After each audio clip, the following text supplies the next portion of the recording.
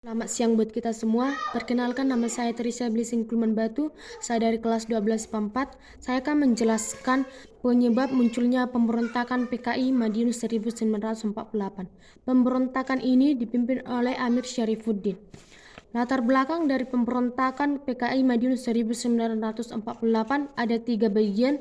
Yang pertama yaitu kejatuhan kabinet Amir Syarifuddin dan pembentukan Front Demokrasi Rakyat. Yang kedua, kritik terhadap kebijakan kabinet Hatta. Yang ketiga, kedatangan musuh dari Uni Soviet.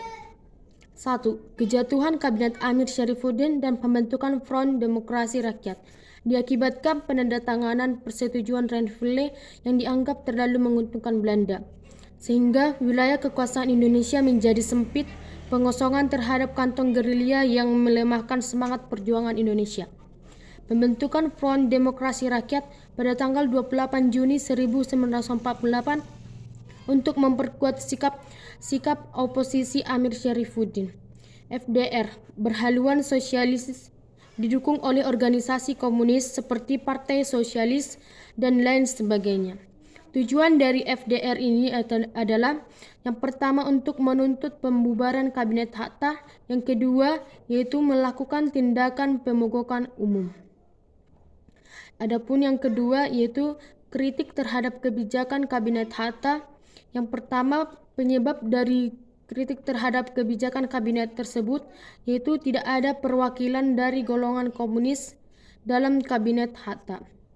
Pelaksanaan program reorganisasi dan rasionalisasi angkatan perang dan pelaksanaan persetujuan Renville. Kritikan tersebut tidak membuat kabinet Hatta goyah sebab didukung oleh beberapa organisasi besar seperti PNI, Masyumi, Organisasi Pemuda Pemimpin Latu Hardi. Yang ketiga, kedatangan musuh dari Uni Soviet. Musuh adalah tokoh komunis Indonesia yang terlibat dalam pemberontakan PKI tahun 1926. Pada tanggal 11 Agustus 1948, musuh kembali ke Indonesia dari Uni Soviet. Kedatangan musuh membawa pikiran yang disebut jalan baru. Musuh menginginkan agar dibentuknya kerjasama yang dipimpin oleh kaum sosialis dan komunis. Oleh sebab itu, organisasi sosialis dan komunis melebur dalam PKI termasuk FDR. Aksi PKI yang pertama yaitu melancarkan propaganda anti pemerintah. Yang kedua, mengadakan pemogokan kerja. Yang ketiga, melakukan pembunuhan misalnya pada Dr. Muwardi dan Gubernur Jawa Timur Suryo.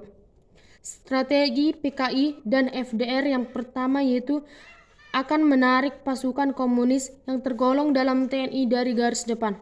Yang kedua, memindahkan pasukan komunis ke daerah yang strategis. Yang ketiga, membentuk tentara rakyat. Aksi pemberontakan ini yaitu yang pertama diawali dengan menciptakan Surakarta sebagai daerah Wild West atau sebagai pengalih. Yang kedua, memusatkan basis perjuangan di Madiun dan berhasil menguasai radio Gelora Pemuda. Yang ketiga, tanggal 18 September 1948, Madiun Musuh mengumumkan berdirinya Republik Soviet Indonesia. Akhir dari pemberontakan PKI 1948 antara lain yaitu yang pertama, Kolonel Gatot Subroto berhasil mengamankan Surakarta dan sekitarnya. Yang kedua, tanggal 30 September 1948, Madiun berhasil direbut kembali oleh TNI.